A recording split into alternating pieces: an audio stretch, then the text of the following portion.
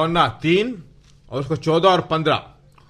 और जिस रीति से मूसा ने जंगल में सांप को ऊंचे पर चढ़ाया, उसी रीति से अवश्य है कि मनुष्य का पुत्र भी ऊंचे पर चढ़ाया जाए, ताकि जो कोई उस पर विश्वास करे वह अनंत जीवन पाए।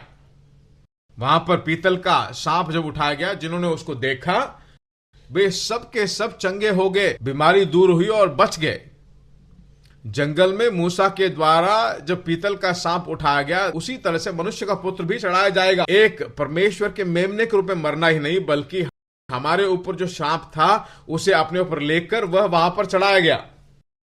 सांप जो है श्राप का चिन्ह है, वह सांप नहीं है, वह सांप बना। उसका मतलब वह हमारे लिए श्रापित बना। हमारे ऊपर जो श्राप आना था वह अपने ऊपर उसने लेकर हमारे लिए श्रापित बना। उसके चोटों के द्वारा हमने चंगाई पाई है, ऐसा लिखा गया है। मूसा के हाथ में पीतल का सांप नहीं था। कोई सांप अपने हाथ में नहीं ले जाएगा, उसके हाथ में पीतल था। उस पीतल को उसने अग्नि में डालकर मारकर उसे सांप के रूप में चढ़ाया है। पीतल जो है न्याय है, चांदी जो है छुटकारा है, सोना जो है धर्म है। उसके ऊपर जो न्याय आना था वह यीशु के ऊपर आएगा, ऐसा देखते हैं। सिर्फ सांप को नहीं देखा, वह सांप जो एक संदेश देता है, तुझे जो श्राप आना है वह परमेश्वर के पुत्र पर आएगा।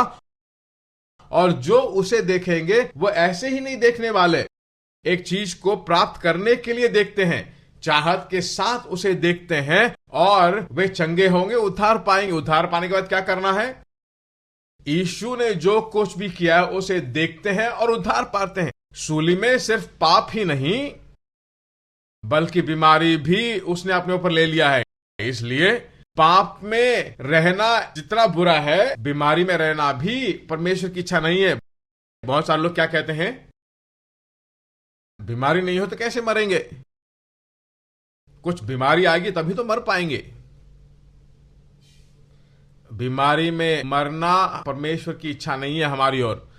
पूर्ण रूप से जीकर, आरोग्य रूप से जीकर, लंबी आयु तक जीकर जो कुछ भी करना है उन सभी कामों को करके हम अपने आप धोकर, अपने आप को नहाकर, अच्छा कोट सूट टाई सब पहनकर बैठकर क्यों दूसरे हमको नहलाएं?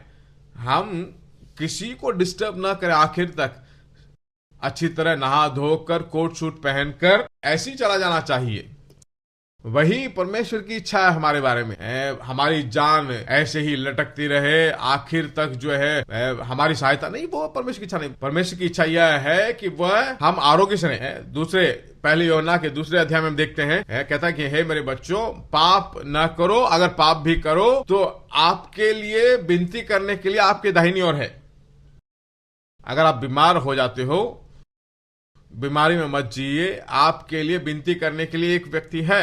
आप बीमारी में गिरने के लिए नहीं कहता है, अगर गिर भी जाओ तो एक है। जब तक वह है तब तक पाप में न जियो, जब तक वह है बीमारी में मत रहो। पड़ोसी को देखकर बोले, परमेश्वर जैसे पाप से बैर करता है, बीमारी से भी घृणा करता है। आप जीकर चंगाई में आरोग्य रूप से रहना ही परमेश्वर की इच्छा है। आमीन, आमीन। यह बहुत ही तड़पने वाला परमेश्वर है। वह चाहता है, तड़पता है कि आप अच्छी तरह से जियो। दुनिया के लोग बोलते हैं जो तड़पते हैं उनको मार दो। यह जीना चाहता है, आपके लिए तड़पता है कि आप अच्छा जिए।